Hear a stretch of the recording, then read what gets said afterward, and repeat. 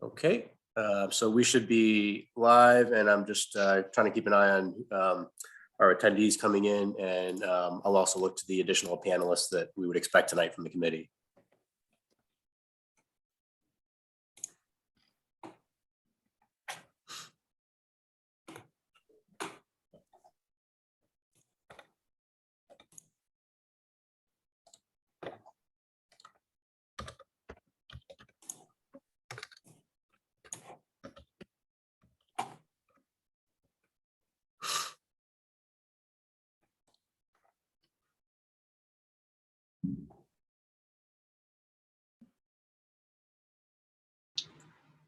Let me message Counselor Zeed.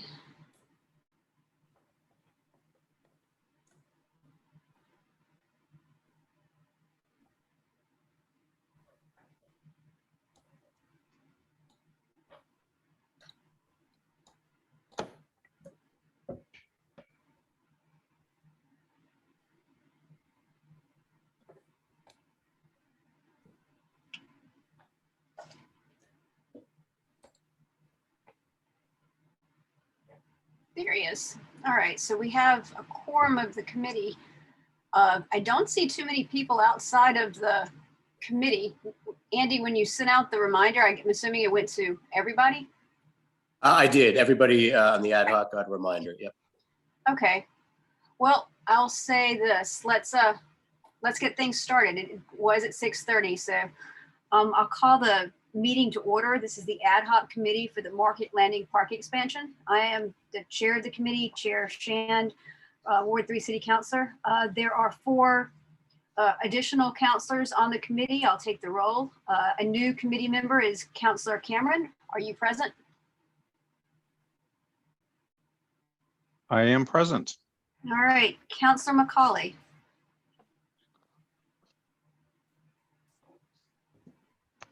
I see you. Don't hear you though, Jim. Can you say present, Macaulay? I see Councilor Preston's here Present. and Councilor Zeed. I'm here. All right, great. So we have the 5 members of the committee. So tonight's meeting, Sasaki is going to be presenting to us the some of the input. Well, part of the direction we gave them was some input they were looking for on the bathroom visitor center. So we're going to go through the presentation tonight. Then after that, we'll take some comments within the committee, take some public comment after that. I would like to see if we could give them some guidance on 4 parameters specifically. You'll see that in the presentation by the end of the night so that we can make benefit of the meeting that they have at the end of the month. So Kate, would you like to get this thing kicked off? Sure. Thanks, Councilor Shand.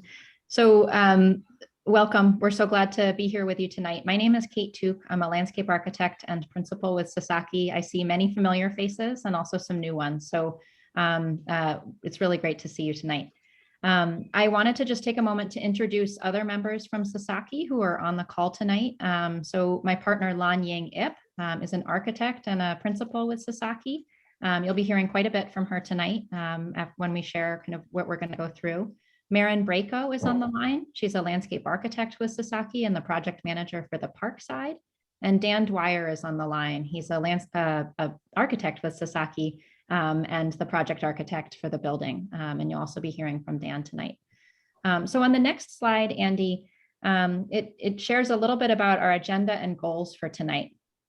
So big picture, as Councilor Shand mentioned, we're here tonight to really talk about the building, the visitor center and restroom building. That's part of the larger park that we've been working with you on for over a year. So we're going to spend about 30 minutes walking through a presentation. Big picture, we're going to touch on the park context and then take a deep dive into the program, the original concept that we shared with you back in the fall, and then give you some prompts and ask you to make some considerations regarding the building program, form, orientation, and materiality. We'll spend a lot of time hearing your comments and questions and thoughts in discussion. And then as Councilor Shand mentioned, we're hoping to get some pretty clear direction on next steps so that we can refine the design and bring that back to you within the next couple of weeks. On the next slide, Andy, it just shows a couple of thoughts about where we are in the process, just so we're all clear. As I've mentioned, the park team has been working with you all for about a year, focused on sort of big picture inventory and analysis for the expansion of Market Landing Park. We brought many alternatives to you and to the community in the summer and brought back that refined conceptual plan in the fall. As Councillor Shand mentioned, you all had some feedback and questions and asked us to consider some things about the visitor center in particular as we get into the more detailed design. And so what we've done is we've sort of taken a pause on the park design for now to allow us to develop some conceptual alternatives for the building, which you're going to see tonight, and then bring back a refined concept based on your feedback in a couple of weeks. Once we have that feedback from you all, then the building and the park together will dive into a design development and construction documentation phase so that we can be ready and you all will have plans that you could bid out for construction starting in the spring of 2023. So just a sort of big picture, kind of where we are and how close you are to having a shovel-ready project and the expansion to Market Landing Park, as well as the visitor center. So finally, sorry, this is Andy. I would just interject there, Kate, for the committee and members of the public. Our hope at this point is 2023 construction, at least in a phased element of the project. We are discussing the budget side of it and trying to keep on that track, but I'm happy to answer questions related to that separate from Sasaki's presentation tonight if anybody has those questions. Thanks for that clarification, Andy. Yep. So you all should remember the work that we did through the course of last year resulted in this consensus plan. And big picture, the moves of this plan haven't changed since we met with you in the fall. So we have the shared use path, which comes and connects through the park, close to the boardwalk and connects through at the head of the embayment. We have the ways which connect from Merrimack Street down to the water and provide that historic view shed and walkway and public access to the water. We have a balance of parking and park on both the east and the west sides. And then the focus of today's discussion is really the area on the bottom left of the screen where the restrooms and the visitor kiosk are. So we're going to take a deep dive into that piece today. And as I mentioned, we'll be back with you kind of as the spring moves on to talk further about details of the park as they develop. But we're really focused on that southwest corner today and how we can develop the restrooms and visitor center together. So Lan Ying is going to take you through some of the ideas about architecture in hopes that we can hear your feedback tonight. Thanks so much, Kate. And good evening, everyone. So your current visitor center and your current bathrooms, some photographs here, I'm sure you're all familiar with it. You see the bathroom facility on the top right, the additional porta potties signaling the need that you don't quite have the right capacity at the moment. And then a photo of the small visitor center that's managed by the Chamber of Commerce. Just a reminder on the current program in the existing facilities. We have 3 toilets and 1 sink for women, 1 toilet, 2 urinals, and 1 sink for men. There's 1 janitor's closet, and then the 3 portable potties. So a total of 400 gross square feet for the building itself. The visitor center is about 140 square feet, and it has a desk space with a chair. It has a transaction window and a bulletin board and some storage space. So if we go to the next slide. Just a reminder of the previous concept that we showed to you back last fall. If you remember, if you were at that meeting, you see here an image of the park plan that Kate showed you. It's a closer up view of the plan for the visitor center along Central Wharf Way and along Merrimack Street. You can see on the left, there's a diagram of the building plan showing a men's room and a women's room, which had 6 fixtures each. So 6 toilets in the women's room with 3 sinks. And in the men's, we had 3 toilets, 3 urinals, and 3 sinks. We had a janitor's closet, a mechanical room, and 1 family restroom. And we had a visitor center that was within the building, and the area for that was about 100 square feet. So if we go to the next slide, we wanted Yeah, this is an image of that previous concept. So you can see here that the view is along Merrimack Street, and it's a one-story brick building with solar panels on the roof. And you can see the canopy and a view towards the water through the park. We go to the next slide. Some of the feedback that we heard back at that last committee meeting, as well as subsequent to that meeting, we heard that you really desired more exploration around the materiality and character of the building that needed to be studied more in depth. Does it fit within the neighborhood? Should we proceed with a different material, and so forth and so on. Another major topic that we heard from you all was the orientation of the building. Should the building be parallel to Merrimack Street to provide a more continuous active urban edge, or should it be perpendicular to the street and align with Central Wharf Way, as did the traditional historic pathways of Newburyport and connecting to the water? We also heard about the program, that there was a desire to co-locate the visitor center and the restrooms into one facility. And also to have the same number of restrooms and an interior space for the visitor center. This last point here about sustainability, recently the city has adopted a net zero ordinance that public buildings should strive to meet net zero. And so this is a new factor, a new development in the process, and we will be proceeding along the thinking that the building will strive to meet net zero design. If we go to the next slide. So the first topic, the first of the 4 areas that we would really like your feedback on tonight, the first one is about the building program. We want to verify and confirm that we have the right building program for the building. Do we have the right size visitor center? Do we have the right number of fixtures for the restrooms? And generally speaking, how should these program elements be arranged? So we'll get into a little bit of detail on this. If we go to the next slide. This is a list of all of the program elements in the building. We have the visitor center, which includes a space for the occupant to sit. It includes a transaction window to the outside. It has access to the on the inside by a patron, as well as from the outside. We have space for information signage, and of course we have space for shelving for brochures, maps, pamphlets, everything to publicize events going on.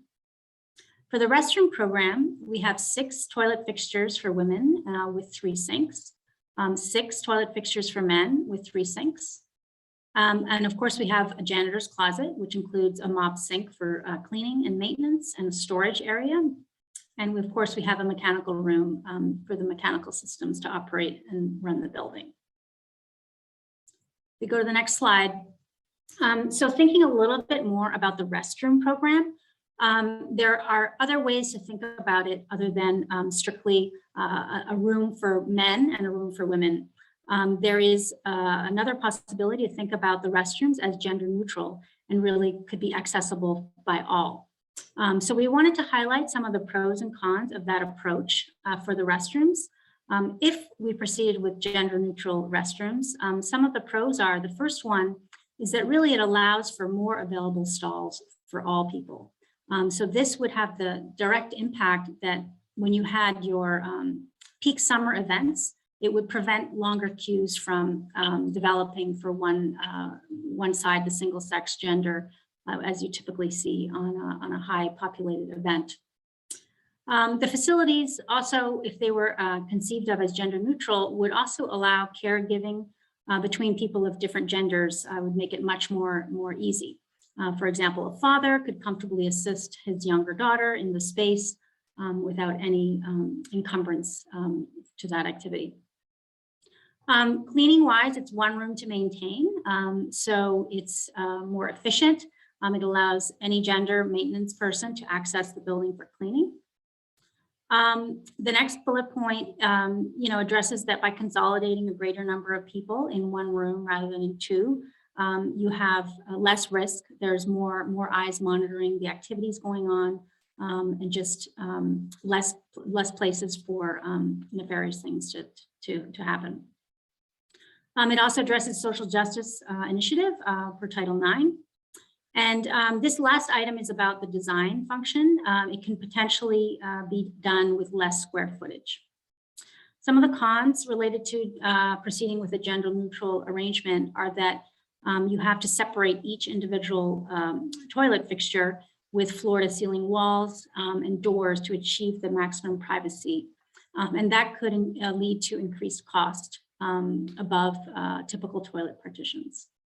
And then along with that, it might lead to individual lighting required for each of those spaces and additional and ventilation for each of those spaces as well. So lots to think about. If we go to the next slide.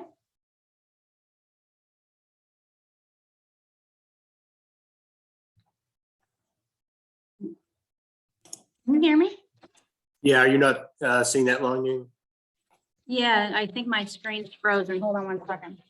Okay. Are folks from the committee, are you seeing the restroom plan options? Yep, we can see it. Okay. Sorry, there. Yeah, I think my computer froze for a moment. Sorry about that. Sorry. So here you can see a comparative arrangement of what I was just talking about. So on the left, you have the gendered plan where you have a room for men's and a room for women. And then on the right, you see how that could be arranged in a different arrangement where you have one room which has the 12 stalls, all individual little rooms. And then you have the sinks in the center. And so there is a shared space, all around that sink space. So this is just one way of arranging it. It doesn't have to be this way, but it just gives you a sense of the characteristics of the space. If we go to the next slide, these are some precedents. I have to say that gender neutral restroom facilities are gaining ground, and they are becoming more popular in academic and in civic institutions. You can see here there's an example from a cinema in Texas on the top left, from a synagogue on the bottom left, and also some academic examples from university settings where they're becoming increasingly designed in these settings. So the next topic is about the building form. And really, I'd like you all to think about this irregardless of the type, the program, whether we go with the gendered bathrooms or the non-gendered bathrooms. This is a separate topic.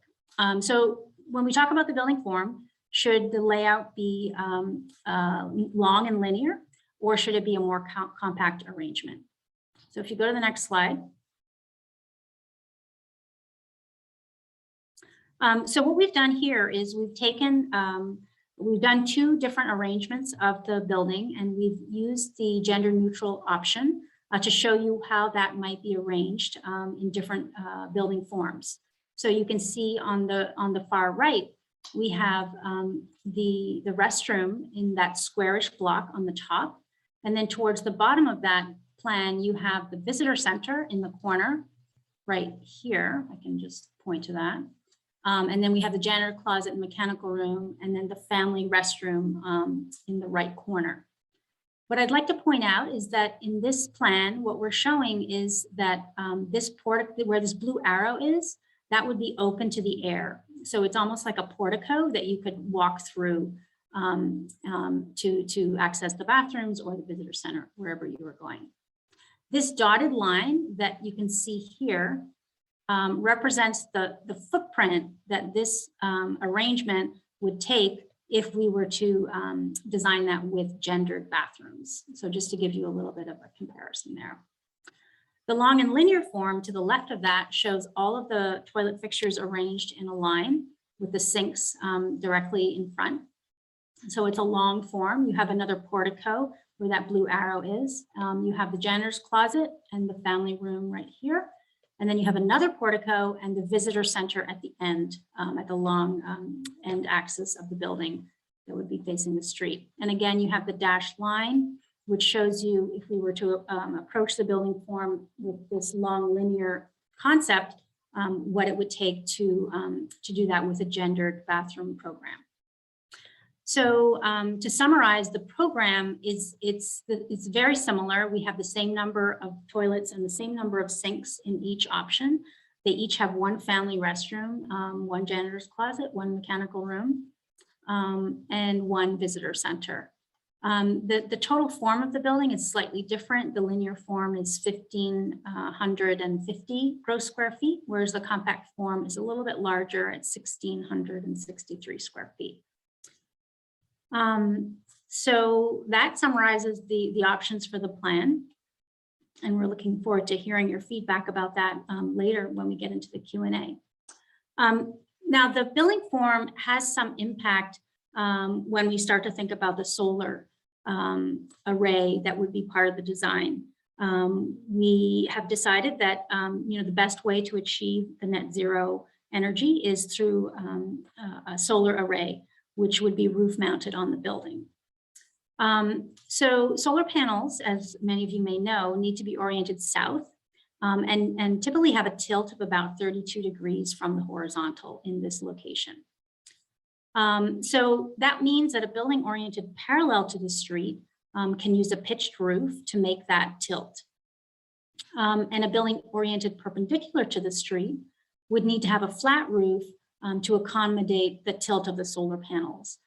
So what you're seeing here, right here, is you're seeing this little sawtooth running along the edge. Those are the solar panels tilted towards the south, and those could be hidden from view by a building parapet.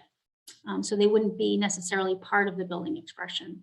In the option where we have the pitched roof, the solar panels are now part of the building character and presence. I'd just like to say that the total area for the solar panels that's required to meet the demand of the building, it needs to be determined. It will be determined in the design phase of the project once the engineers are on board and we get a little bit more into the detailed phase of the design. Next. So now we'll talk about building orientation. How does that building sit on the site? Should it be parallel to Merrimack Street or should it be perpendicular to the street? So if you go to the next slide, what you're looking at here are 4 site plans. So it's a line drawing showing this is Merrimack Street here. This is Central Wharfway here leading to the water. So what we've shown here is that on the left, we have the 2 building forms oriented parallel to Merrimack Street. So that portico that I was mentioning before would occur from Merrimack Street and it would cut through to the park. Excuse my squiggly lines here, but that's where that portico would run. In the long linear form, if that's oriented parallel to the street, you can see how it extends along the length of that park space, and those 2 porticos would occur right here. And then to the right, you see the same building forms, but now oriented perpendicular to street to align with the way. So on the top, of course, we have the compact form, and then on the bottom, we have the perpendicular form running parallel to the way.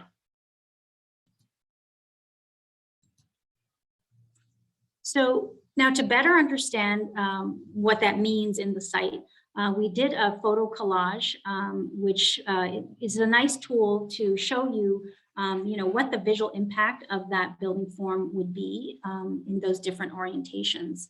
So when we were up at the site just a few weeks ago, actually, so these photos are, of course, in wintertime. You can see here, this view is from the west. You can see on the top photo is the current conditions. So you can see the current restroom building right here. And then on the bottom, we've collaged in the pitched roof, more compact version of the plan that runs parallel to the street to show you what the impact of that building does on the site and to the view. And, I hope you can see that here, we can see the water right here. We can see the water from the street, and there's really no impact to that view condition once this building gets placed in this orientation here. If we go to the next slide, now this is the same building form, the same orientation running parallel to Merrimack Street, but now looking at it from the east. So again, this is a winter view, but you can see the water through the trees. And you can still see the water through the trees in the park with this new building oriented parallel to the street. Now this is the same photo collage visualization, but with the long linear form. So again, on the top, you see the existing conditions. And then on the bottom, you see the same view with the long linear form running perpendicular to the street. So here, this building is running parallel to the way. So, you know, again, not, you know, the view is not impacted by the building. And if we go to the next slide, here we're looking from the east. So you can see, you can feel more that this long linear form on the building is running parallel to the way, leading you to the water. But the view of the water is unobstructed again. So the fourth topical area that we'd like to talk to you about tonight is the building character and building materiality. What's the look and feel of the building? You know, and what parts of Newburyport do we need to think about and bring to this building to make it feel like the right place in Market Landing Park? So if we go to the next slide, we know that Federal Style is alive and well in Newburyport. The top 3 photos are all pictures that we took when we were on site. You know, classic examples of Federal Style, brick, you know, building with punched windows. The ground floor in granite storefront, and also in wood storefront. We saw many examples of this in the town. These buildings, of course, are all 3 stories. You know, and our visitor center is 1 story. So we looked a little closer to our home in Boston for 1-story examples. On the bottom right, we have 2 examples from Beacon Hill, which show Federal Style in a 1-story brick rendition. And then this image here, this illustration on the bottom left is from a classic architecture book on Federal Style. So again, just the idea of these punched window openings within a masonry facade. If we go to the next slide, we also know that you know, there's some interest in perhaps expressing the building through clapboard, through a different materiality. We know that you have the Harbor Master facility, which is built in clapboard style, so a much more informal type of expression. You know, and I guess I would just say that this building is closer to the water. It's not on the street as the visitor center will be. And, you know, it's interesting to think about the context. You know, many of the buildings that are along Merrimack Street today are brick. And so that's part of the discussion that we should have together. So here you can see just some of as we develop the material and character conversation, we'll want to identify all the specific materials that would go into the building. So, you know, if we end up with brick, we would have brick. We'll want to think more carefully about the window surrounds, the doorway, the entrances and the porticos, and the conditions at grade, whether that's in granite or in wood. You know, or do we end up with clapboard or shakes even, or wooden clapboards, vertical, horizontal, and get into all of that sort of discussion. So what we have here is a very preliminary rendering of one of the building forms that we took, the compact building form oriented parallel to the street, and we rendered it in brick and also in wood clapboard, just to give you some sense of what how the different material might have a different presence on the site. These are very preliminary images. They are not a final design by any means. We would work, you know, very carefully to refine the mass of the building and the articulation around the windows and the entrances and the material itself. But these are just meant to give you some sense of what the different materials would feel like. So here you're seeing the building in brick with the solar panels on the roof facing the street. And we have a storefront in a wood storefront. and symbolize, signature the visitor center. And then if you go to the next slide, you can see the same form, but now rendered in clapboard. So wood clapboard siding, we have, a mixture of horizontal siding with vertical siding, expressing the lintels. And again, the solar panels would occupy the south facing roof. So, in summary, this is a summary of the 4 topical areas that we would really like your feedback on. The first one is about the program. Should we be thinking about non-gendered bathrooms or gendered bathrooms? The second topic is the form of the building. Should we be thinking of the compact version of the plan or a more linear version of the plan? The third topic is the orientation. Should we be thinking about the building perpendicular to Merrimack or parallel to Merrimack? And then the fourth topic is the materiality. Do you prefer brick as an expression or wood clapboard? Or perhaps, some combination of the two. So these are the 4 areas that we would really like to get your feedback on. And at this point, I will turn it over to Councillor Shand to lead the discussion. All right, so thank you very much. And I already see councilors raising their hands. What I think I would like to do is just get some of the input from councilors. I know, personally speaking, I hope we can all come to an agreement that a gender neutral bathroom would be a preference here for all the reasons that you gave. And I will even give another one, being a female and having been at many events where it didn't seem fair. The equity piece of it does matter. So just putting my 2 cents in there. And then I will open it up to others. Councillor Z, would you like to speak first?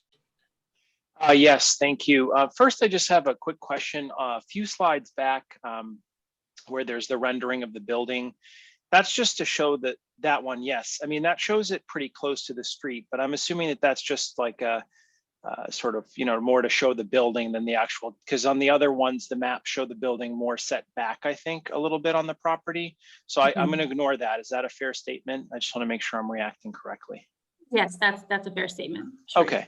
All right. So with the question out of the way, I'll just get to my view on the 4 things and then maybe make a few comments and yield. So if you go to the choices slide or whatever you call it, yes.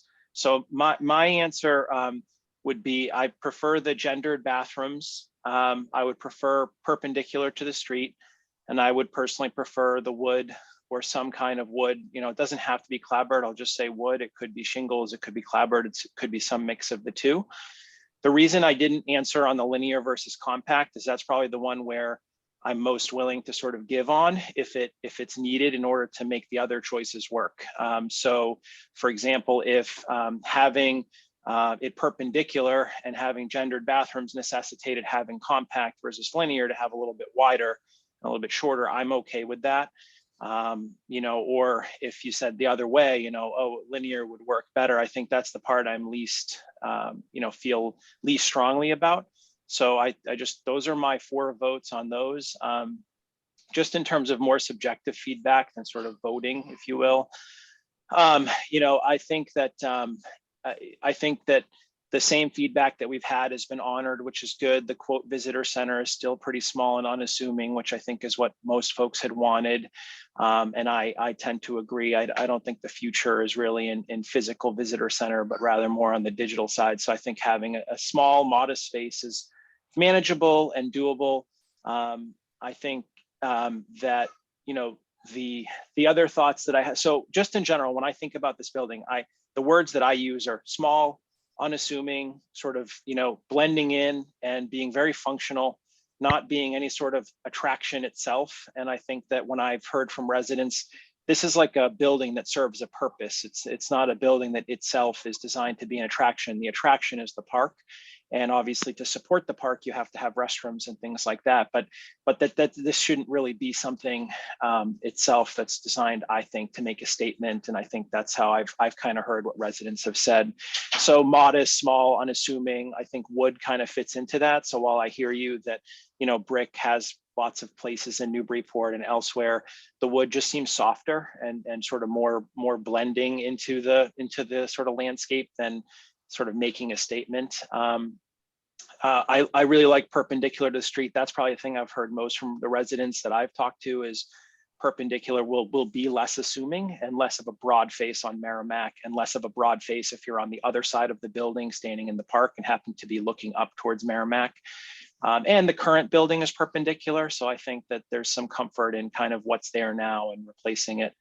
The last two things I want to say are, as far as the net zero goes, I would really like to get some objective data on that. The recent ordinances that we passed really require us to do the study and the GHG protocol and all that stuff, but we need the data to really weigh that. This is not a giant building, but I would like to know the cost because I think that was sort of part of the heart of that ordinance was you have to have the debate. And in order to have the debate about whether to make a building net zero or not, you have to have the data. So you have to know what kind of energy consumption you're talking about, the cost to do net zero, what the energy savings are, and to be able to weigh those things out. So I don't have a strong opinion about that only because I don't know what I don't know. So I don't know how we go about that. I think that Sasaki has that capability or has a sub that has that capability. So somebody needs to do the math basically.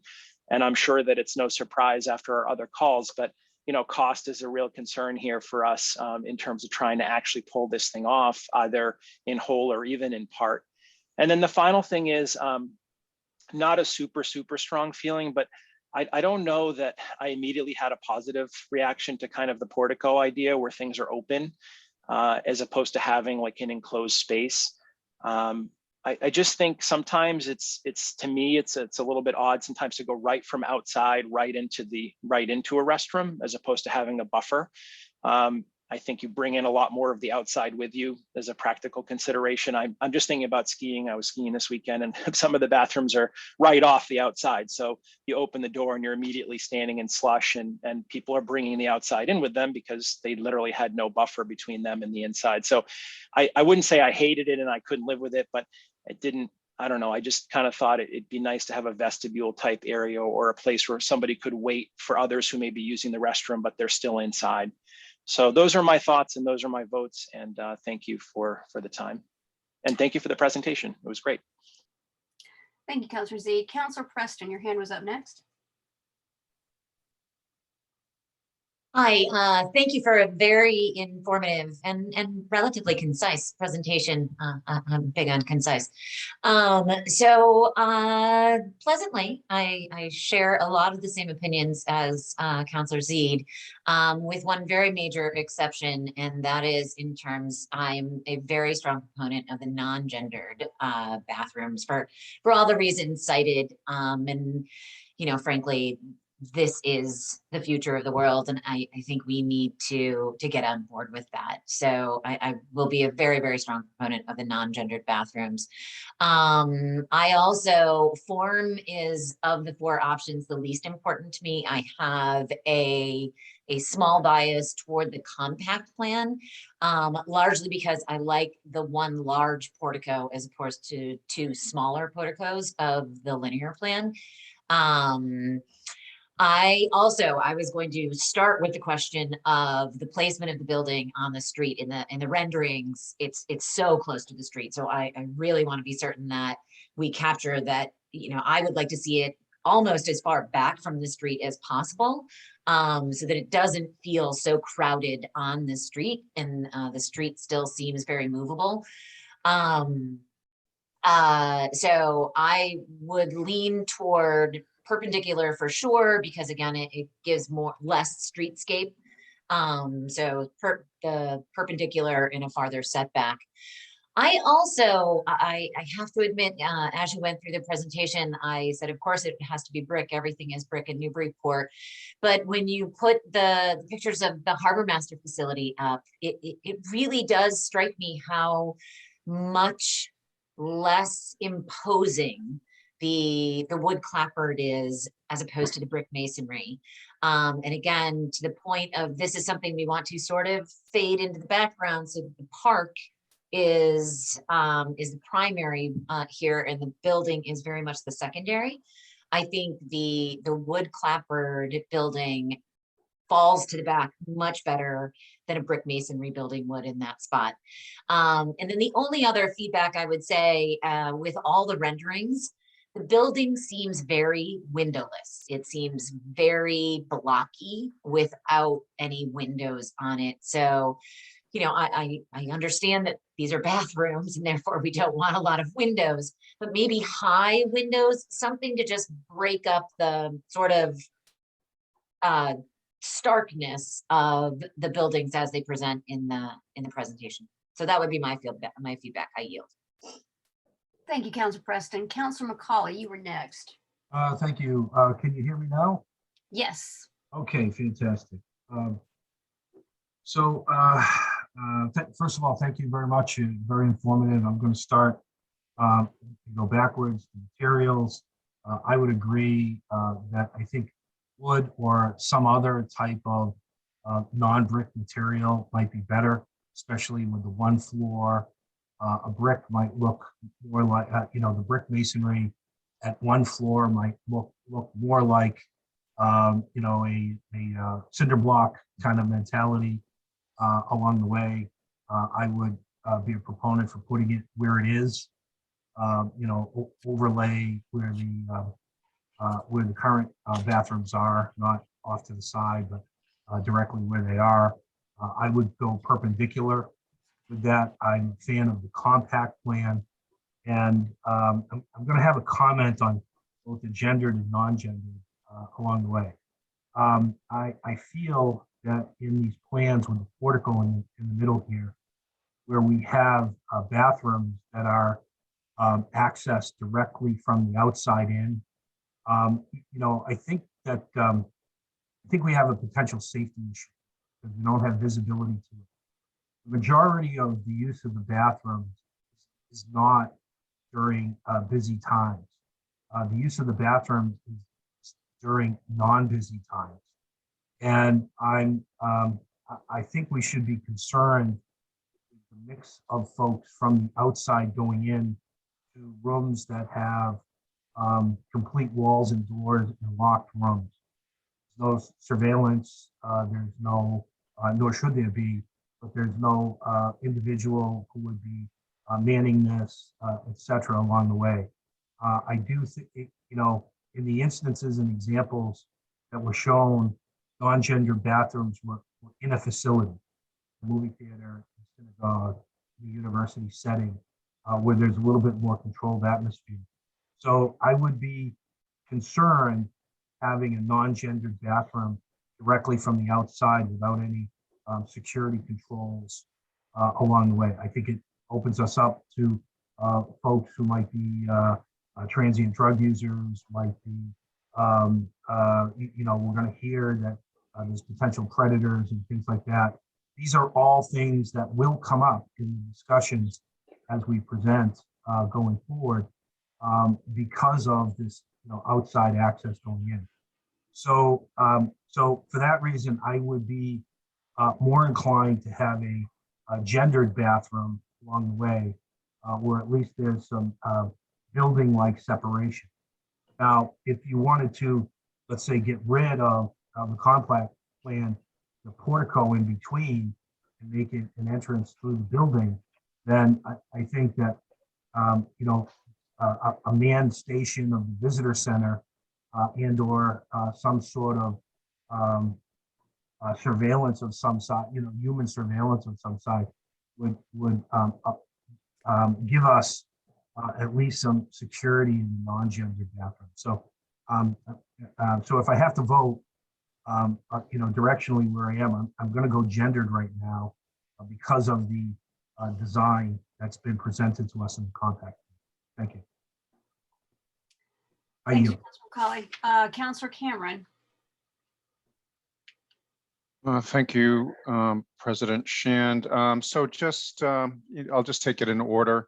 Yeah, I would have a fairly strong preference for non-gendered.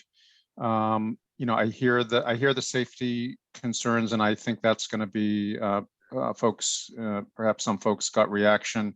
I don't see it being any more safe than safe or unsafe in a gendered bathroom. I happen to work with a very drug using population in my day job, and if people are going to shoot up in a bathroom, they're going to shoot up in a bathroom, and it doesn't, they'll go to whichever gender they identify as and do that. I do think having eyes there, whether that's personnel or a person at a visitor center, kind of helps with some of the safety issues. But I would have a preference for non-gendered. In terms of form, I'm agnostic on that. Good arguments either way. It seems like we're kind of leaning compact a little bit. Orientation.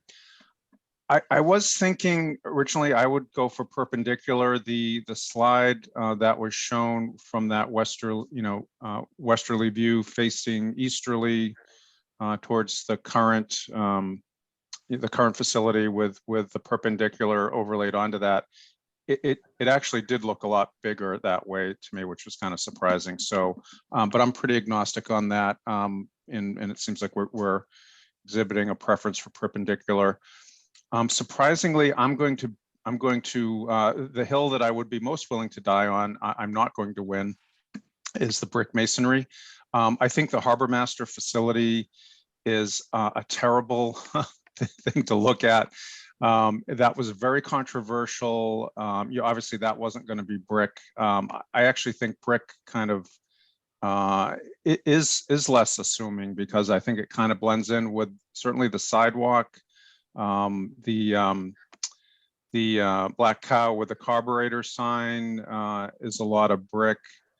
We've got brick on the other side of the street. I actually think brick is the way to go. I think, out of the renderings you showed, and again, there can be, and I think maybe Councillor McCauley said, or some sort of non-wood clapboard or material, but I think brick just looks a lot better, blends in.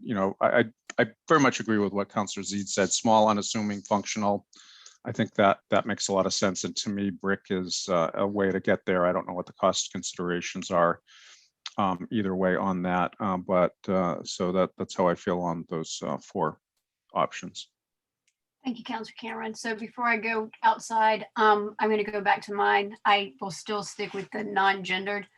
I do think I like the compact design more. I think the linear plan, regardless of the orientation, I think the linear, if you were to put it in the perpendicular, might seem like it blocks the park, kind of divides the park up a little bit more than it should.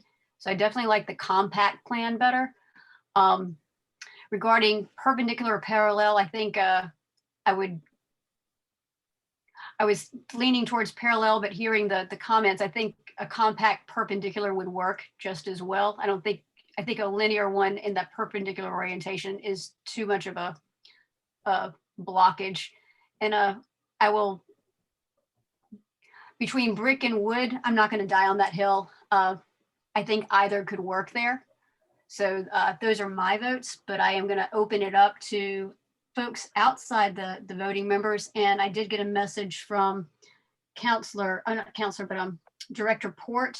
He wanted to speak up, and then I will go to Clerk Jones and then back to Councillor Zeid. Thank you, Councillor. I don't have the ability to raise my hand in Zoom as the host. So just a couple of comments on the orientation of the building, I guess. The primary, I certainly support the non-gendered. I'd leave it to the council, of course, and it's the ad hoc committee to make that determination, but generally support the non-gendered and the compact plan as far as footprint goes. On the brick versus wood, generally, I do think that the brick is more comparable to the materials that we have in Market Square. It's a durable material. To me, using the brick and granite or concrete that simulates the granite is a reasonably comparable thing to do there. I do think that the slope of the roof is important, and I trying to be responsive to the City Council's ordinance last year on the GHG protocol. What that really is about, aside from doing any reporting, is about trying to get as much as possible in our municipal facilities to net zero. There is, I think, every reason for us to believe that we can make this particular facility a relatively small one, relatively light usage in terms of its needs to try to make this one 100% net zero.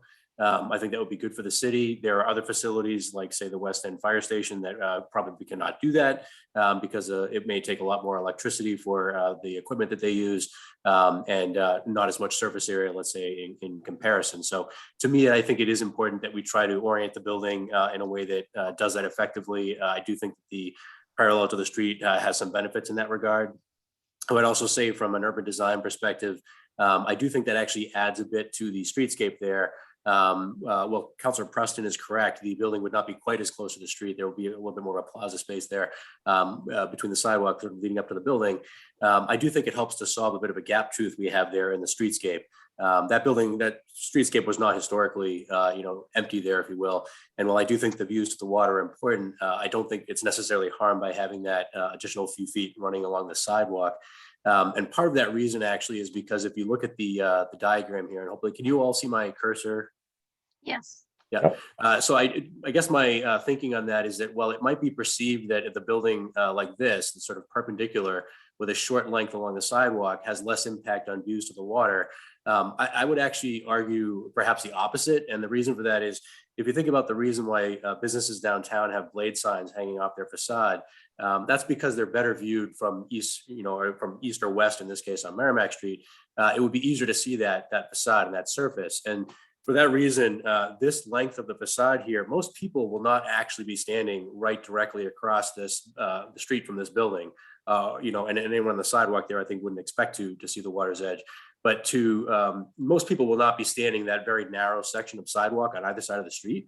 Actually, most people will be seeing it from the right or the left, east or west. And the reason I think that is important, and the reason why, to me, a compact, space for that I think is important, is if we just flip back real quick to these views here. The length of the building here does seem to make well, it may not block as much of the view. We have obviously some structures here that are existing. It seems to me that it would block more of that view or have more of an impact, potentially adverse impact, than say, and you see here again, that length that is viewed, where not very frequently people are going to be stopping directly across the street from the building. Whereas the shorter structure has less of that length and that impact here, in my view. So I guess with that, I would turn it back to Chair Shand and the committee. No, thank you for that, Director Ford. You bring up a good point there. So the next hand I see is Councilor Zeid, then it'll be Kim Turner, and then I do have someone in the attendees, Mike S. So we'll do it in that order. So Councilor Zeid, Kim Turner, and then Mike S. I'm happy to speak, but I thought you had Richard before me. I'm sorry. I'm sorry, Richard, you were first, and then Councilor Zeid. I didn't want to speak up and say, hey, you forgot me. So I'll be brief. The perpendicular just seems a logical choice to me. As Andy said, historically, those buildings ran from the street to the water. And in deference to people that have passed away, such as Bill Harris, those views were sacrosanct. And that leads me to compact versus linear. Compact strikes me as allowing the designers to have a little more flexibility. When you have a linear plan like that, I'm not sure how much they can do to make it a handsome facade. And to that point, as you come along Merrimack Street, as Councilor Cameron said, you see the carburetor sign. Before that, you see the brick 44 Merrimack Street right on the street. Then the black cow is right on the street. And to Andy's point, I think it's well taken that if it is on the street, that reflects historically what it was. That reflects what all the buildings are in Market Square. They're right on the street. They're on the street for a reason. They are accessible to pedestrians right away. They, if they're pushed up, even in a compact plan, perpendicular, if they're pushed up, that gives you more view of the park. To materials, I would like to die on that hill also. I'm a brick person and granite person and interesting architectural piece person. Why not use this little building to make a statement? Why hide it? No matter what we do with it, people are going to see it. It's going to be visible. I particularly love the slide of Beacon Hill. Those small 1-story, 1.5-story brick, maybe with some interesting roof lines, with some interesting 6/6 windows. Why not? It can't be that much of a huge cost. The building is only what, 1,500 square feet. In any event, thank you. Those are my thoughts. Thank you, Clerk Jones. Appreciate those comments. Counselor Zede. Thank you. I just wanted to maybe think aloud for a second, and since we have the benefit of the folks from Sasaki here, ask their opinion. So one thing I've had in mind, and I kind of got into these voting things, but you know, staffing the building is definitely a question that I have as it relates to how you design it.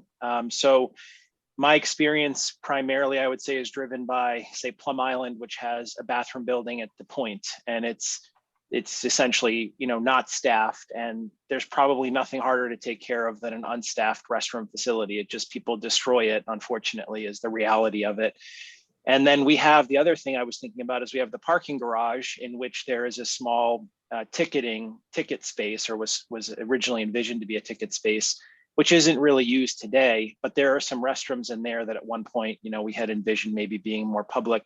So I guess my question is not for Sasaki to resolve our, you know, budgeting or staffing questions as to what we want to do, but more in just, is there anything that we should consider in designing this building that would, you know, remove some need for staffing, or even eliminate the need for staffing, if that's even a realistic, not obviously for cleaning, that's a different story, but again, DPS typically would end up dealing with this. Another example you can consider is Cashman, where there's a restroom facility there, and that hasn't really worked right. That's a whole nother story, but DPS, I think, only gets to these buildings often like once a day at the end of the day, but there's nobody there all the time.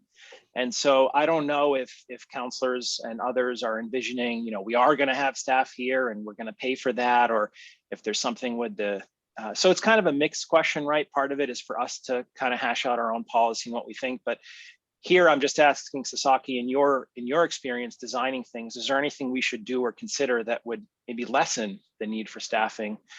Because that would be a major ongoing cost, right? To just pay somebody to sit in there, and what are they doing, and why, you know, and how are we paying for that, and that sort of thing. So Councilor McCauley's point made me think of that, the security aspect, but just in general, you know, is anybody going to be there? Is it just going to be in the summer? Going to do it in the winter? Are we going to, and then finally, I'll just leave this. Sometimes the reaction to this challenge has been to just close the restrooms. So then there's just no public restrooms, and that's also bad because nobody's happy with that. And I don't think we want that here. I think we want this to be available. And that's actually why the porta potties are there in large part, was, you know, it was like they could bring in Reds to come in once a week and dump the porta potties, and there was no inside, but not exactly a great user experience in 10-degree weather. So I don't know if you have any thoughts on that, Kate or Lon or other team members who could maybe comment. That's a great question. You know, I mean, I think having somebody there, you know, obviously would make it more, yeah, people would be on better behavior, you know, by having somebody there. I think that's a given. But your question is an interesting one. You know, I guess I would say that, you know, if you were to not have that portico, for example, but that would be, let's just say that was part of the lobby, part of the visitor center. It would be more of the space that you entered. It was kind of a, you know, a meeting point where you could wait for somebody in the bathroom. You could go check out the brochure. You know, that might feel more like you were, you had some more ownership over the space, you know, because you were in it. I mean, I've been in some park places, at ski places, where that's how it works, right? You go in, there's a fireplace, there's like some maps, and there's places to sit down, and then you wait for, you know, your family as they're all kind of trekking through the bathrooms. So, maybe having, that would mean though, a larger interior space, a more conditioned space. We're not talking about huge space here, but it would be more interior space than perhaps we had originally thought of. That's all. Yeah, I don't know, Kate or Dan, did you have anything to add? One additional thought that brings up for me, we work with a lot of municipalities that that have some form of park ambassador especially during busy season. So that's not a person that is exclusively in a restroom, say, but it's somebody who is moving around the downtown or around a specific park, maybe partly employed by a bid or not necessarily entirely by the city. But that person is like regularly checking in on the bathrooms. And I think that, a lot of municipalities find that brings some success and just keeping eyes, keeping things clean, keeping things feeling safe and well kept. So it might be something to consider as the city moves forward, that there could be some partnerships to just not have someone exclusively in the restroom all the time, but have just sort of more eyes and people that are cycling through a little bit more regularly than it sounds like DPS is able to. And we fully understand the limitations of that. But perhaps there is some way for the city to think about a partnership with downtown businesses, the Waterfront Trust, and the city to create, some part-time position that's cycling through and just helping people feel welcome and helping with wayfinding. And I'd just like to add, I'm not familiar with the Plum Island example with the point, but this one would be more of an urban, being right on the street, it's more associated with the city street life rather than if we set it back into the park, it may be a little bit less monitored in a way. So being on the street, I think, is a positive for that concern. Chair Shan, this is Andy. Could I comment there? Yes, you can. And then I want to get to Mike S., who is also waiting in the attendees list. So Andy?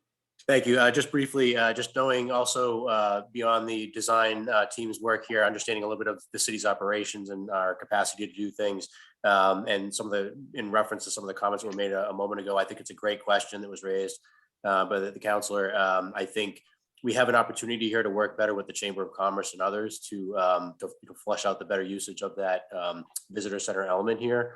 Longer during the year. We've talked about making sure that this facility can be run all year round, regardless of whether we want to winterize it and alter the schedule, if you will. And I also think that we certainly with the garage project and what we can always improve on these things, but I think that having security cameras installed, not in the restrooms, of course, but in the entrances and exits of the building. And the fact that we have the police department in close proximity is a good thing. So I think, again, we have the ability, I think, to have sort of if not a full-time staffing, certainly a higher percentage of the time that there's staffing or assistants down there. And really taking advantage, I think, of, the marketing side of, come to downtown Newburyport. This is something that the facility can do here. The Chamber of Commerce, for instance, it has lots of brochures and things, but it's set back from the sidewalk and the street. Folks don't necessarily see it. So to me, there's some other ways that we can improve the security there by way of cameras and additional staffing, as Kate mentioned earlier. Okay. All right. Mike S. has had his hand up quite some time. Andy, you want to allow him to speak? And Mike, you will have to unmute on your end. Sorry, I thank you very much. And it's Mike Sullivan. I apologize for auto fill on Zoom. And I'm with the Waterfront Trust. I thank you. You guys are doing a great presentation. All the comments and questions, I think your judgment, I support fully. If you just feedback on it, the ways that my priority kind of is, I like the compact design. I think the ratio is right. My tendency is brick, and I think that blends with the space. I also think it should have a better life cycle cost, and I don't know about that, but I think that's part of what we should be concerned here.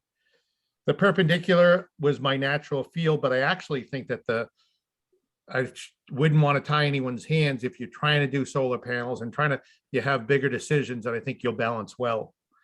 And the last piece was the gendered or gender neutral and or non-gendered. I think that I'm curious about that one because my natural reaction was gendered, mostly because I have, two daughters that I try to protect and from a security and a housekeeping side. I know the guys' rooms aren't always that taken care of. I know, and I also like the idea of the open toilets and open stalls from a just monitoring. And I always think of safety. If someone has a heart attack or falls or trips or is in there, you don't know. And so my tendency is open, but then isolated. I also like the portico because it's only one door to get exposed. If someone's in multiple doors, they can hear someone coming or things like that.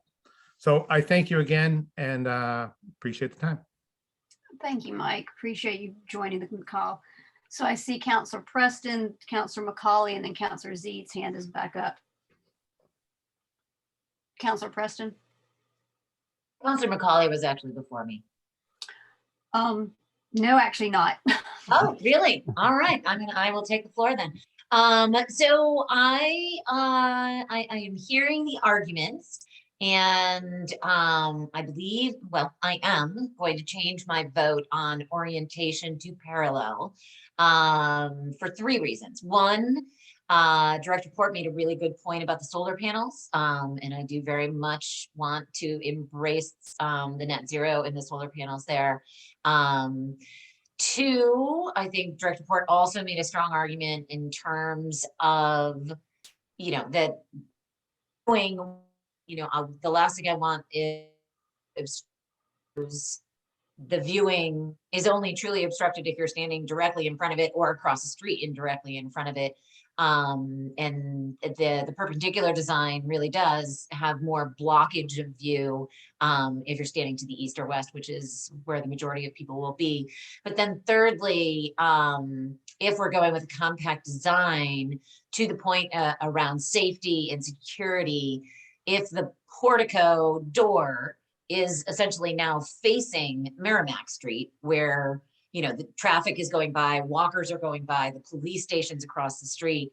I do feel like that gives us more security and safety if the entrance to the portico is actually facing to Merrimack Street as opposed to in the opposite orientation. And lastly, I am not going to die on the hill of the wood clapper for those of you who are feel like you're dying on your brick hill. I feel like I can get on board with brick if we can have the window treatments.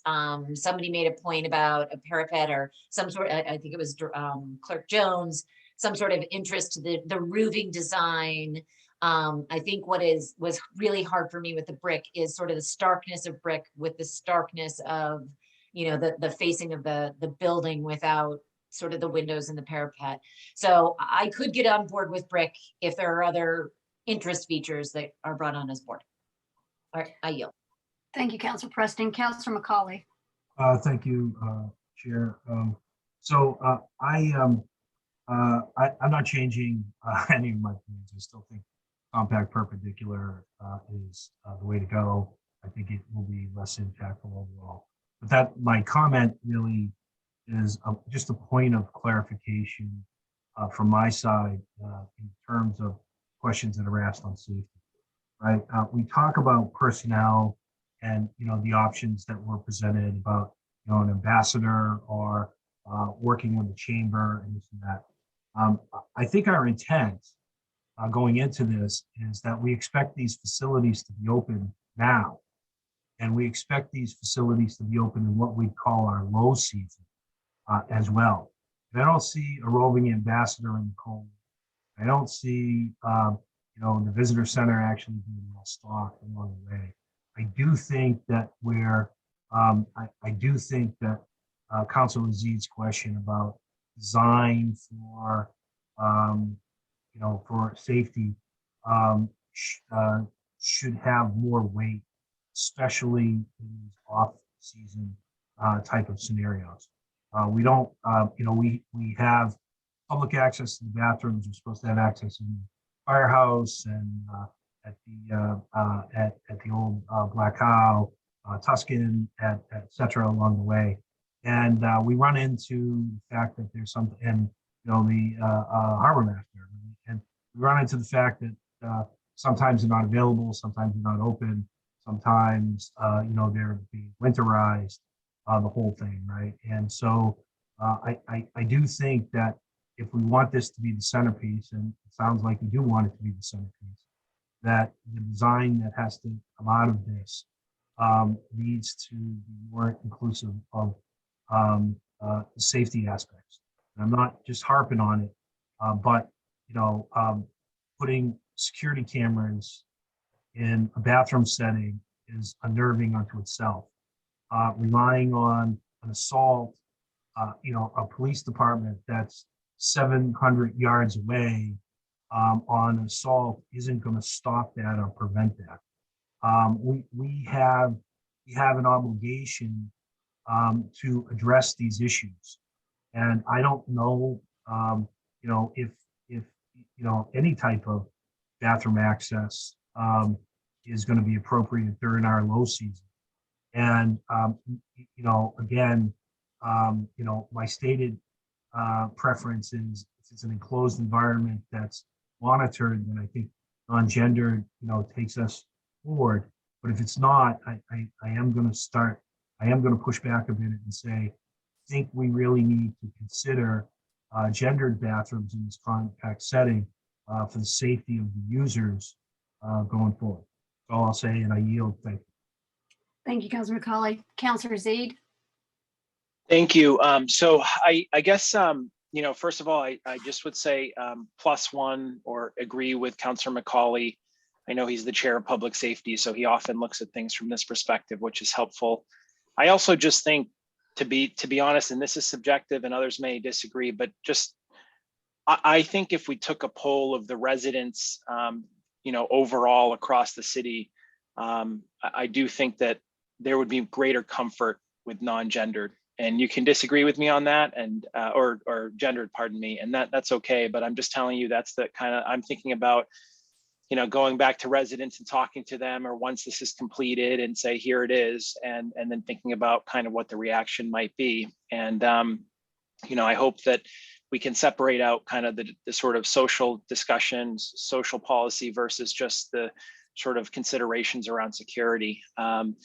So what I wanted to say, though, that piqued my interest was something that Sasaki said, because right now I'm very focused on the design. And so when they said something, somebody said something about conditioned space, and that's like an extremely important consideration. So my intuition is that staffing this building is going to be a challenge. That is my intuition at the moment. And that's maybe my budget hat on, that having somebody there, even for 4 or 5 months, and paying them for X number of hours. And don't forget, in the summer, I mean, the downtown is active until 8, 9, 10 p.m. So now you're even talking about longer.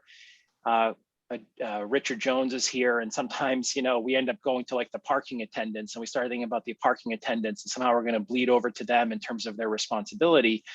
So I'm concerned that staffing this is going to be hard.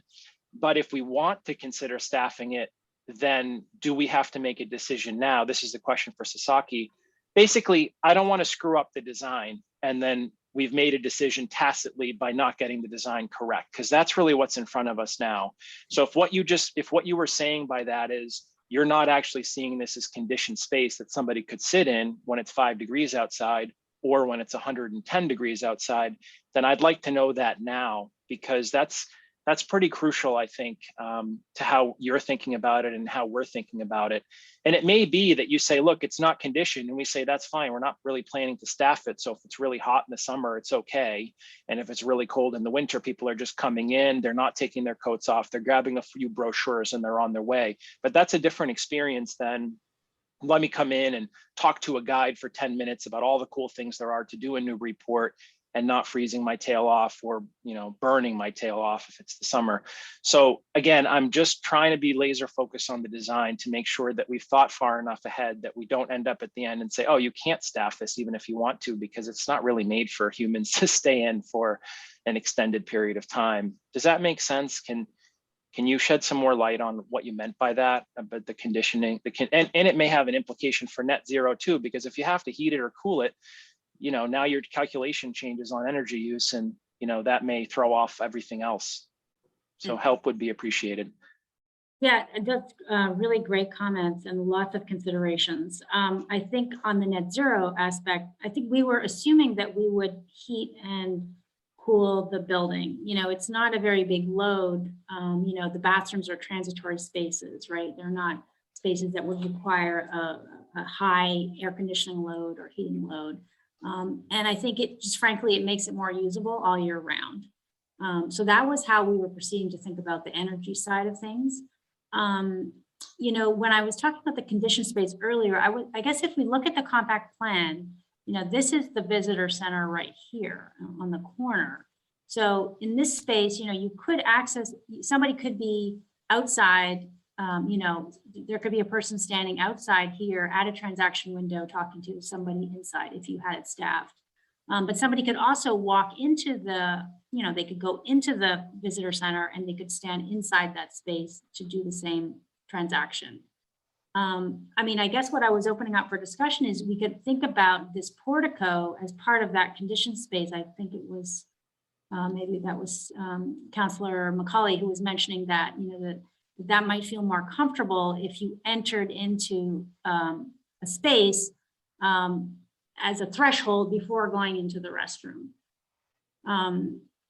So when I was saying we could condition that portico, that's what I meant. I meant, this would all be the visitor center. In other words, it would be like this whole zone, which would function as a lobby to the bathrooms and also a place to get your brochure and to talk to somebody if somebody was there.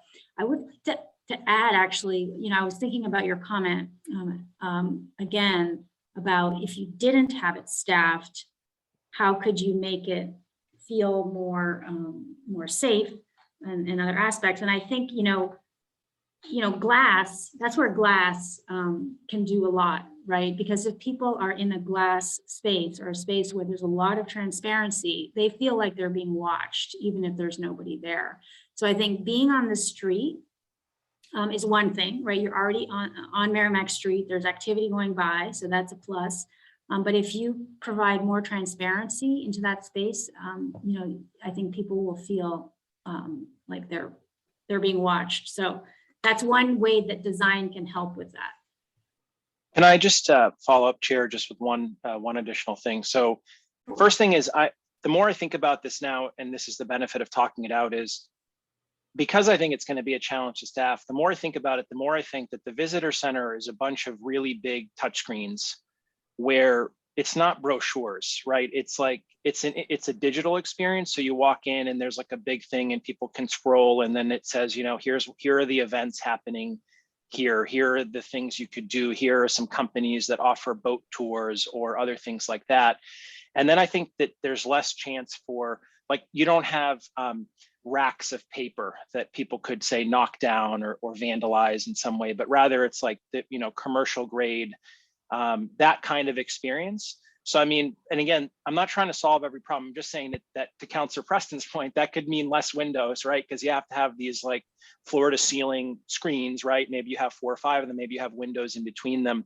So I'm just trying to kind of maybe suss out my own thinking, frankly, and I apologize if I'm thinking out loud too much, but I just keep churning this and thinking, we're not going to staff this. Like I'm the budget guy, like that's my thing. So, everybody comes to this with their perspective, but the idea of staffing this from 10 a.m. until 10 p.m., 7 days a week in the summer or whatever is going to be challenging. So maybe we need to look at technology and think about how that works.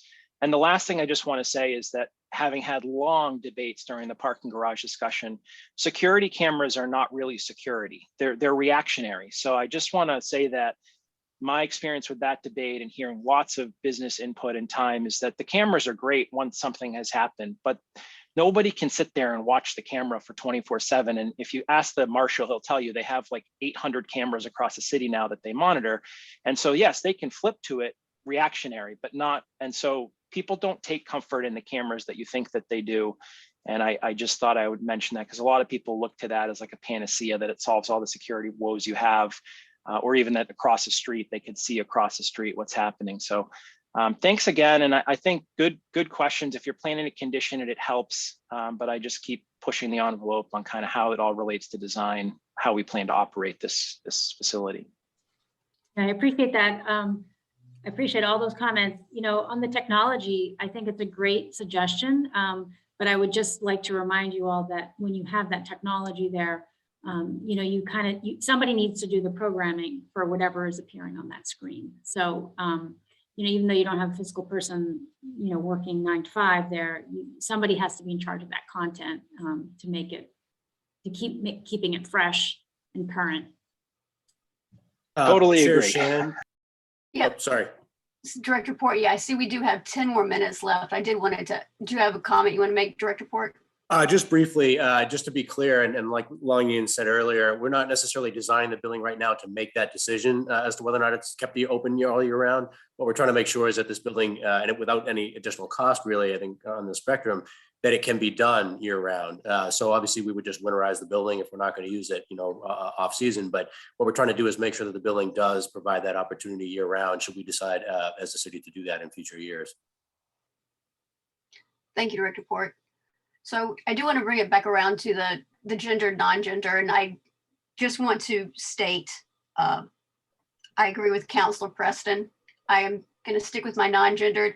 I appreciate the safety comments that folks have made, but I also think there are other considerations to make. And I think families using restrooms is one thing. I think people who are, I appreciate no one wants to hear some folks don't want to hear about the social aspects, but there are social aspects that I would like us to consider. So with that being said, I am going to stay with the non-gendered. I am convinced by what Andy said about the parallel to the street. I think that probably does make more sense, and I am still going to stick with the compact. And like I said, I won't die on the hill with brick and wood. We can take that vote. I'm happy to go with either. But so I see it, Councilor Cameron, you have your hand up. Yeah, just a quick one. And then I'll figure out how to take my hand down. Yeah, just on the gendered versus non-gendered bathrooms. I have used one, a non-gendered bathroom. I think it was at the Banner Restaurant, which is near North Station, a couple of years ago. And I did have my probably then 13-year-old daughter with me. I thought it was a bit odd when I came around the corner, and it was not what I expected. I expected her to go one way and me to go another way. And it was, you know, it was a long, I'd call it a perpendicular hallway with lots of doors that each one was secured. And rather than her going into a women's room and me going into a men's room and me saying, make sure you wait here when you get out and I'll get out as quickly as I can. You know, she was in a door.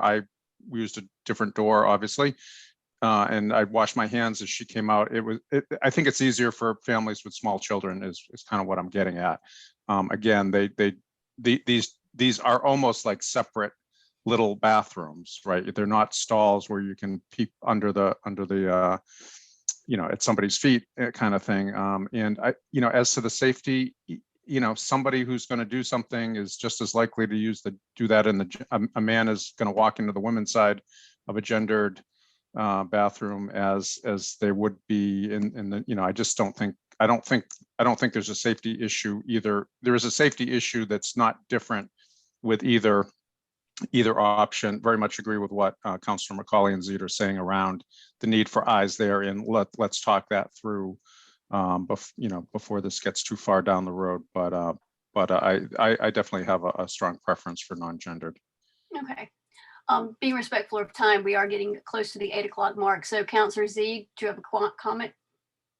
I did, yeah. I just I wanted to say I may have the youngest kids in the group here. I have a 7, 5, and 2-year-old, so I'm, gosh, very used to hearing I have to use the potty basically constantly. And I'll just tell you my experience is that you know, I don't want, so when I take, for example, my 7 and 5-year-old who are different genders into a bathroom, typically I stand out and I make sure they're okay, but I don't want, I can't go into a room with one of them and then leave the other one outside. And that the chance that the 3 of us fit into this little thing is not realistic. So people have mentioned families a few times. I'm living that dream right now. And I have a 2-year-old who will be using that potty soon enough. So then the 4 of us are going to try and fit in this little, so I need to be able to hear them and see what they're doing and manage more than one kid. So I just wanted to offer you that perspective to Thank you, consider. Counselor Z. I mean, I believe there's also a family restroom at the end of each of these gender bathrooms as well. I mean, non-gendered bathrooms. Kate Right. or Andy, can you speak to that? That's correct. Thank you. Okay. Counselor Z, your hand's up again? Okay, it's down. Counselor Macaulay. Yeah, just a quick point.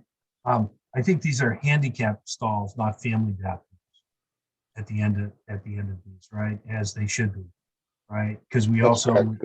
right, would also need now under code, not only in the family bathrooms, but in the other bathrooms, I believe we also changing stations, et cetera, along the way. So all things to consider here that these would be the two handicap stalls, and the family is outside the this area in its own section on the other side. Thank you. Counselor Preston. Sorry, maybe we just said the same thing, but it's my understanding that there are handicaps at the ends of each side. Yes, exactly. Thank you. Just circled there. And then there is also a family bathroom next to the janitor's closet. Or yes, exactly. So there is a family restroom as well as two handicapped restrooms in either design. Okay, thank you. Kim Turner is back. Kim, are you able to speak? I just got a message saying you wanted to. Oh, I'm sorry. I had to hop off for a short amount of time, so I've missed the last 10 or 15 minutes of the conversation. So you may have moved on, but I was just going to give feedback on the 4 items if you would like to hear it. Yes, Okay. please. I also feel that the non-gendered is the right way to go here. I think that there's a lot of precedent for that in other areas, and I think it's the right thing to do in this location to bring that to Newburyport. I also agree with the compact plan. And I also wanted to sort of echo a bit of what Director Port had said earlier about the views. And while I also I hear Bill Harris's comments in my mind and in all of his and other people's strong thoughts about not impacting the viewscape here. I was struck by the linear perpendicular plan, and I felt like it really does block a lot more of the visibility of the park and the water, just because you are mostly experiencing that not head on, but from an angle. So if we were to go with the perpendicular, I would strongly urge folks not to go with the linear plan in that configuration. I also sort of tend to echo Director Port's thinking about the parallel just in terms of the experience of the streetscape there. And if it were compact enough to not block the view, a tremendous amount of the percentage of the view in that location, I do think there's something to be said about the rhythm of that streetscape there in bringing, that bit of infill into that otherwise vacant area. And I don't have a strong opinion about the materiality, so I'll let others chime in on that. Sorry if that's redundant. And again, sorry for missing the last 10 minutes, but that's how I'm feeling about it. Yeah, thank you, Kim. Appreciate that. Are there other hands up? Andy? Okay, no, there. All right, we're getting close. So there were a couple of questions. One that Councilor Zeid brought up early on, it was about the ability for Sasaki to give us an idea on the net zero options or what the building net zero could be. Someone who have to do the math. Is that something that you all are capable of doing in the next few weeks?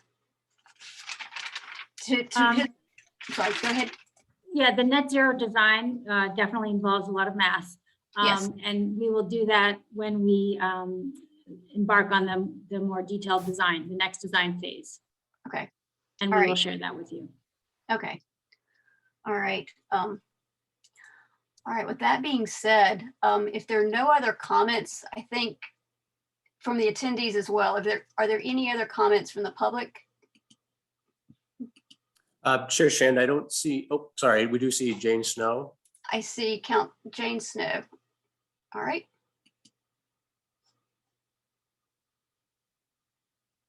Jane Snow, 9 Coffin Street. The presentation was wonderful, and I loved the pictures because it helped you to really see the difference between like the parallel and perpendicular.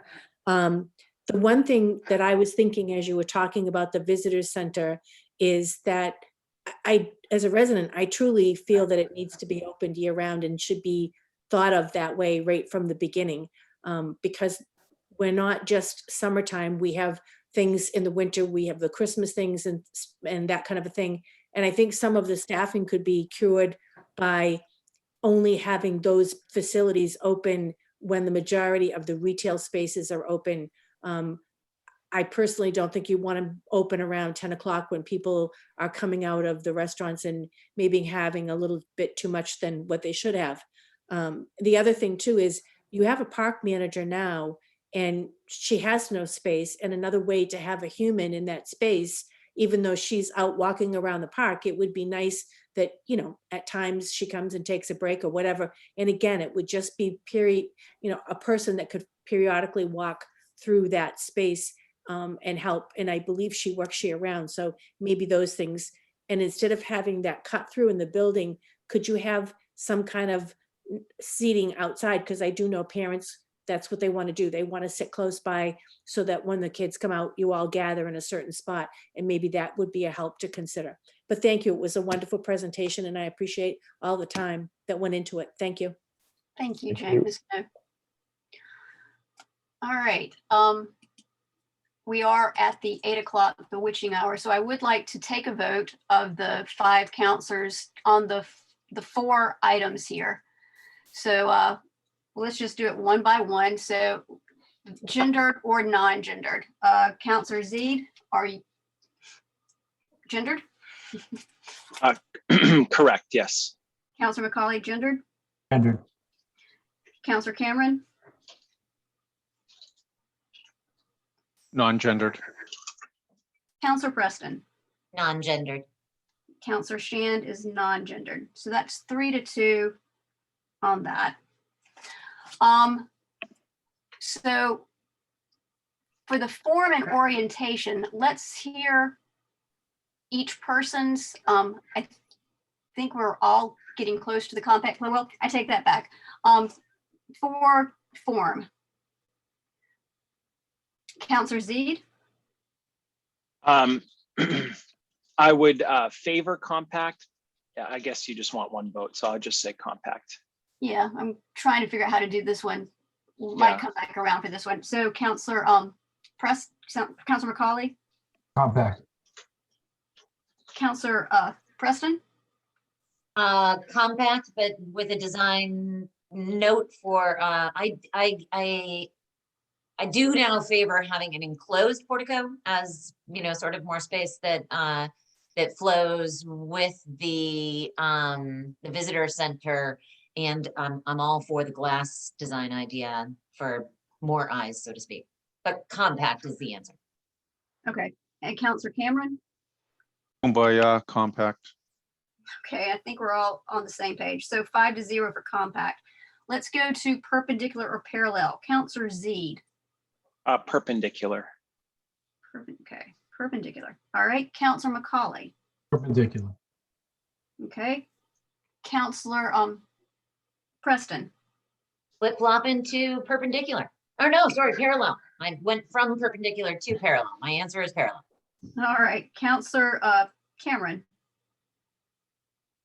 I'm agnostic. Okay, You is that gotta an have option? a vote. No, it's not an option. I'll go parallel. Okay. And I too am going to go with parallel. Then last but not least, brick or wood. Counselor Zeed. Wood. Okay. Counselor McCauley. Brick. Counselor Preston. Meaning the flip flop goes brick. Counselor Cameron. Brick. And Counselor Shand is also brick. So that's Yeah. 4. No one died on a hill. No one died on hill. All right. So to Sasaki, that's a non-gendered restrooms, compact design, parallel to Merrimack and going with brick. Counselor Z, do you have your hand up? I do. I guess my question for you, Chair, was, what's the intent here? Is the intent here to bring this to the full council to seek their opinion? In previous experience with projects, oftentimes we'll get to, we had this debate during the funding phase where we get to a certain percentage and it becomes very hard to change things. And I do wonder if this deserves a broader audience. I don't know that it would change the outcome, and that's not my intent or question here, but rather just that, you're making some substantial decisions. There are some of these that I would die on the hill for when it comes to funding this project. Mhm. So to the extent that it makes sense to kind of get the more consensus now, because maybe I'm in the minority and it doesn't matter what I think. That's entirely possible and possibly even likely on some of them. But this is an ad hoc and has typically brought forth recommendations to the council, as all of our committees do. So I'm just questioning whether we really want to let Sasaki loose without bringing in the 11 counselors to, since they've done such a nice job, frankly, summarizing the questions, and it kind of is A or B, to have a broader conversation now than say at 50% or 80%, or maybe Director Port can remind me what the next percentage check-in is, but this could very well set the path, and people should probably know more before we get too far.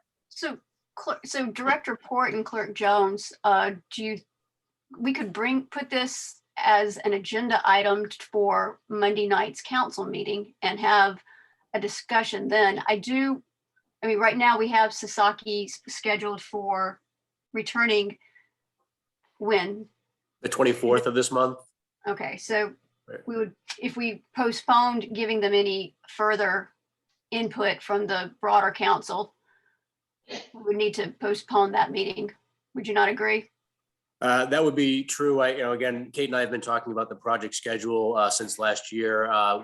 This has come up periodically, but just keep in mind every additional week or day that goes on might shift the schedule and could, incur cost and timeframe impacts and so forth. No objection whatsoever to how the council, the mayor want to handle, the decision-making process. Just letting you know that we were hoping to close the loop on the 24th. If that is not possible, of course, we can talk about whatever other date might work or timeframe for the council. Well, I take Councilor Zeed's, I can tell that the gender, non-gender is a concern. So I don't have a problem bringing it to the full council for a further discussion. The point of the ad hoc was to make the decision, but I appreciate his concern there. So we can certainly bring it to them on Monday. I'm just trying to figure out what's the timeline here, because we would have to have a vote at that point. So if I might, Clerk Jones, yes, please. We could get it on the agenda for Monday night, late file or not. Probably wouldn't be voted on Monday night, correct? Would have to go somewhere.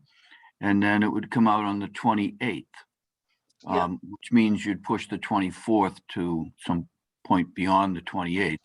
If that timeline does not disturb things, you certainly could do it. Yeah, it would disturb things. It's going to push things out 2 weeks. So we're going to have to. Well, the other option you would have is to waive the rules and to have a discussion and take a vote on Monday night, trusting that people are aware enough and up to date enough without having been here that they could take, a vote in good conscience. That's the issue. All right. I don't trust that. So I see all the counselors have jumped back in again. So Counselor Preston, Counselor Zeed, and Counselor McCauley.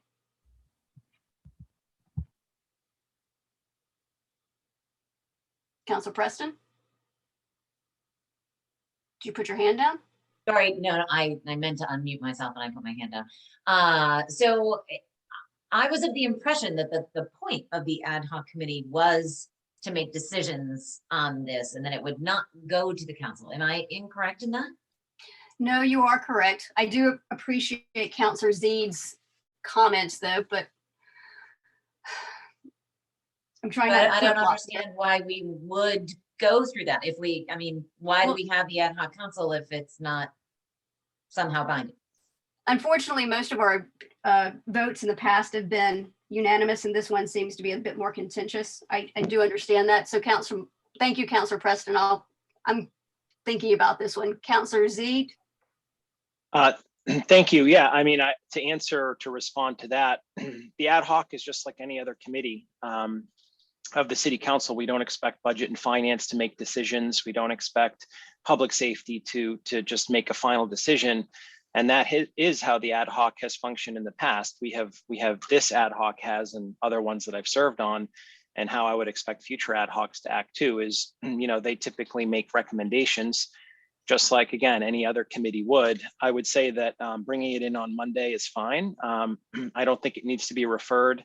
I think it can be tabled because essentially you would typically refer it to the ad hoc, but it's already been discussed here. So we just let our fellow colleagues know this was the discussion, this was the recommendation, these were the votes.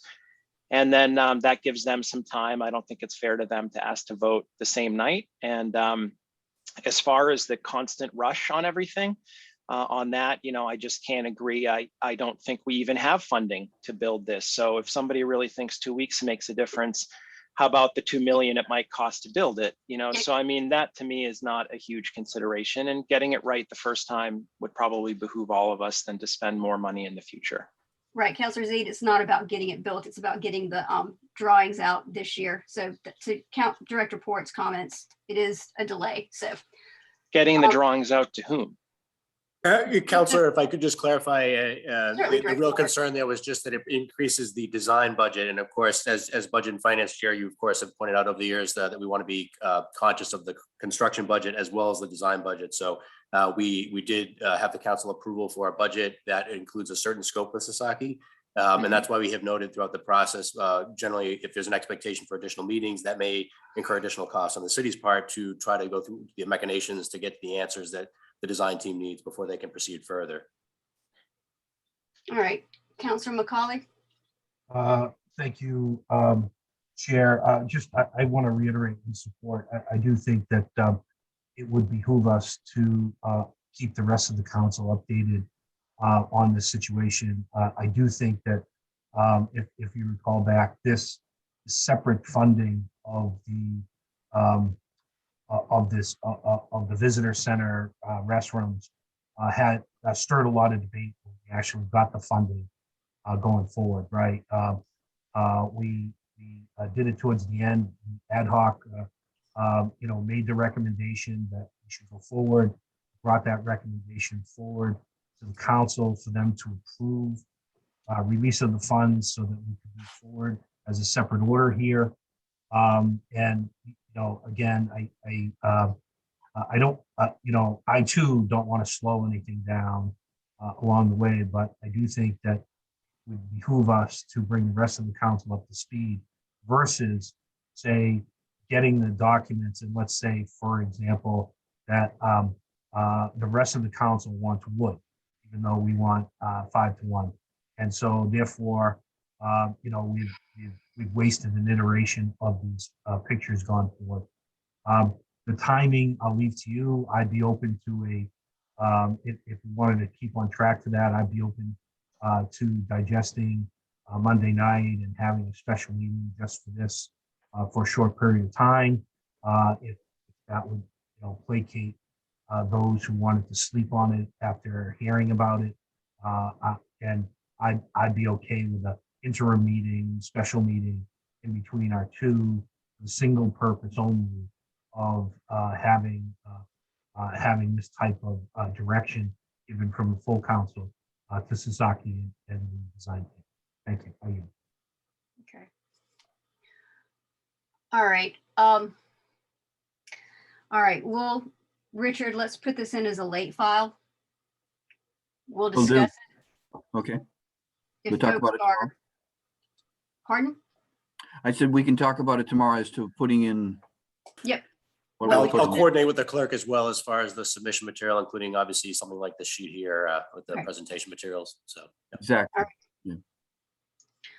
Is that something that you would want a presentation by Sasaki to the full council, Councilor Shand, or are you imagining that you all would bring the issue to the full council independently? I don't think we need to have you guys come back to do a presentation to the full council. I think we can discuss it amongst ourselves. I can tell where the concerns are. So we can have a special meeting if that's where it goes on Monday night. So we will keep you posted, and hopefully, Andy, we can figure out Monday night when the best time to reschedule, because I don't want to give Sasaki a shortened time frame. So Sure thing. Thank you, okay. Chair. Sorry, Kate and folks, that we couldn't give you a direct answer tonight. So No worries. We appreciate the debate. Yeah, It's it's okay. been really helpful to learn from you all. And it sounds like you may be able to come to a decision on Monday night, Councilor Shand. And so we'll await further direction from you all. yes, we'll be in contact with you and Andy. Okay. All right. Sounds With that good. being said, I appreciate folks staying 15 minutes over.